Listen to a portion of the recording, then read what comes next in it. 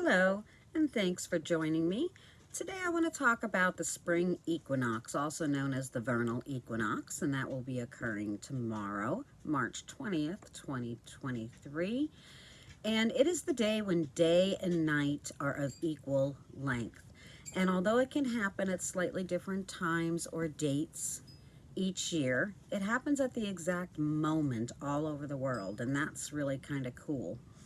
So it represents light and dark, day and night, death and rebirth, and it's a time of renewal and new beginnings and hope and promise.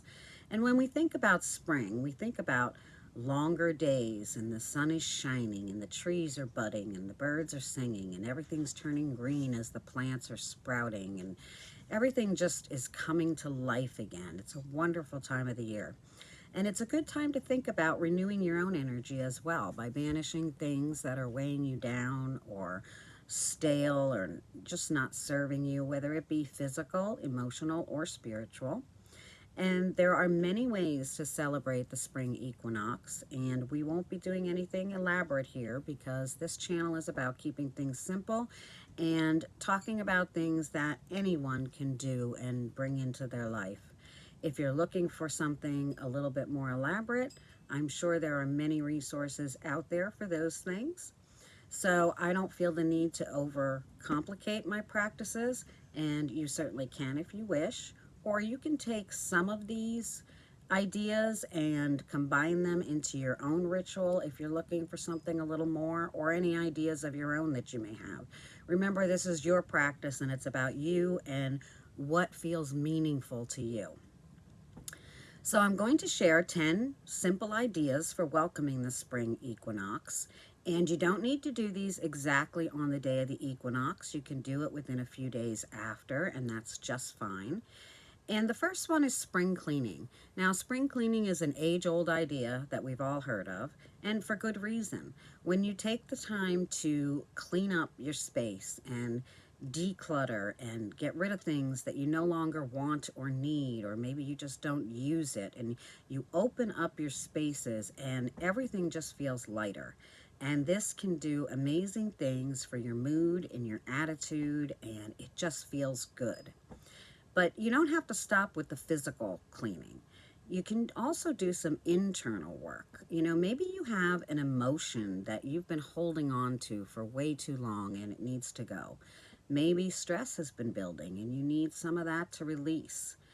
Take some time to evaluate those things as well.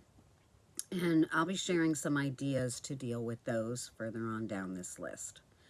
So number 2 is sow seeds. Now, this doesn't have to be an elaborate garden if you don't have the space or you're not into gardening.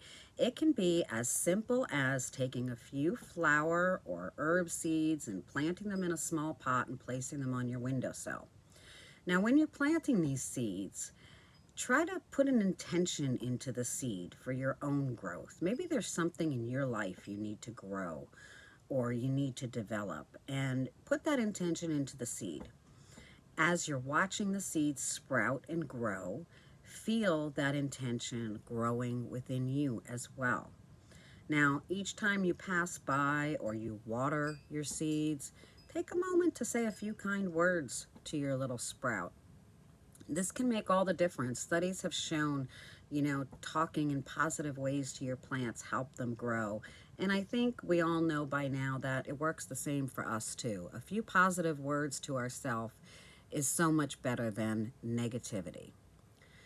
So number 3 is about time management. For 2 days, one work day and one day that you're not working, take a notepad, place it next to you, and write down all your activities and the time that you're spending on them. Now, this may sound tedious at first, but it's just 2 days and you can really learn a lot. How much time are you spending mindlessly scrolling through social media or on Amazon? What other things could you or should you be doing with that time? Are you posting more about your life than you are actually living it? Is there responsibilities that you're shirking because you're spending so much time on the computer and social media? Are you missing out on getting outdoors and, enjoying everything that nature has to offer? It could be anything, and it's going to be different for everyone. But write down your intentions after evaluating that list for the coming months and, make the time to achieve them. So the fourth thing is about the Easter bonnet. Traditionally, the Easter bonnet was all about renewal and salvation. It was believed that if you didn't wear your Easter bonnet or your new outfit on Easter, then you weren't taking advantage of the blessings that were being offered to you. So, how can we do that today? I don't think most of us want to wear an Easter bonnet. If you do, that's great. But, you can do just about anything that, makes you feel good. Get a new hairdo, get a makeover, buy a new outfit. Um, it could be endless. I don't know what these things are for you, and you have to decide that. But, do something for you, something that makes you feel good. So number 5 is to enjoy some nettle tea. And of course we had to work the herbs in here. So nettle tea is an internal cleanser, and it's a powerful blood purifier, and it drives toxins from the body. So it's perfect for spring renewal, and it's very easy to make nettle tea. Take 8 to 12 ounces of hot water and add it to 1 teaspoon to 1 tablespoon of nettle and steep it for 5 minutes. Add some honey and some cinnamon. And when you're drinking that tea, think about your intentions for the season and think about your cleansing, internal and external, physical, emotional, whatever it may be. So number 6 is to prepare a spring meal. And you can prepare this special meal for yourself, or you can invite friends and family.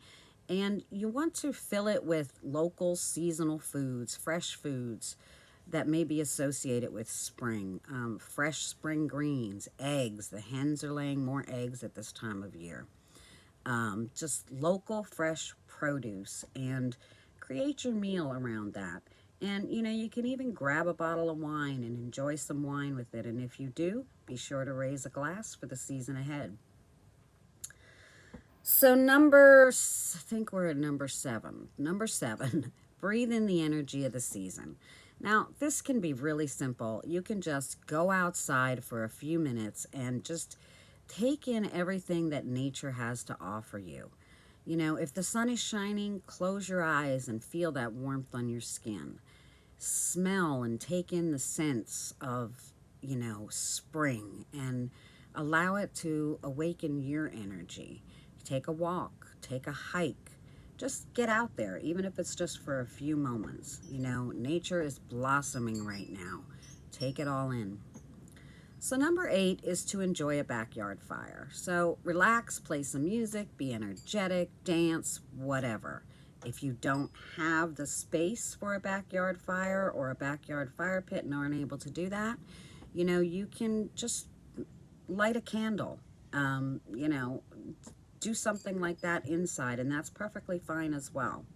You can also perform a private ceremony and write down things that you're ready to let go of on slips of paper, and then fold them up and put them in the fire. You can use a fireproof bowl if you need to do this inside. Just make sure that you're safe. And when you're watching these things burn, visualize your intentions. Visualize the things that you put on that paper burning up in the flames and then dissipating in the smoke. They're just floating away. They're gone. Poof, gone. So number 9 is to lighten your atmosphere. So buy yourself some fresh flowers and place them in a spot in your home where you're going to see them. And when you walk by, stop and smell them and breathe in the sense of spring and flowers blooming. And if you tend to keep dark curtains up during the winter, or maybe thermal curtains, take those down. Put something light and fresh and something that lets the light shine through, and just open up your spaces. Everyone's living space is going to be different, so just look around and see what can you do to brighten and lighten things. It will do amazing things for your mood and your energy. So the last thing is to try something new. Is there something that, you've always wanted to try? This is the time for new beginnings. Make a list and pick something that's doable with your schedule and your budget. And it could be simple. I mean, it could be a hobby. It could be a new restaurant you want to visit. It could be the commitment to journal every morning. It could be to read that new book you've been wanting to read. Whatever it is, it doesn't matter. The idea is to try something that you've been wanting to try. And you may find you love it, or you may find that it's not really for you. And that doesn't matter, because that's not the intention. So the bottom line is there are a lot of ways to honor the vernal equinox, and you can make them as simple or elaborate as you'd like to. And it's important to remember that there is no wrong or right way. You don't need to do anything that someone else is doing. You don't need to do it their way. You need to make it yours and try to make it a regular practice around the changing of the seasons. It's a great time to make yourself a yearly tradition or a yearly ritual, whatever you prefer to call it, and honor that changing of the seasons, the equinoxes, the solstices. It can really be so rewarding. So I hope you enjoyed these suggestions, and I hope you enjoy the spring equinox and all that lies ahead for you, and many blessings. Be well, and I will talk to you soon.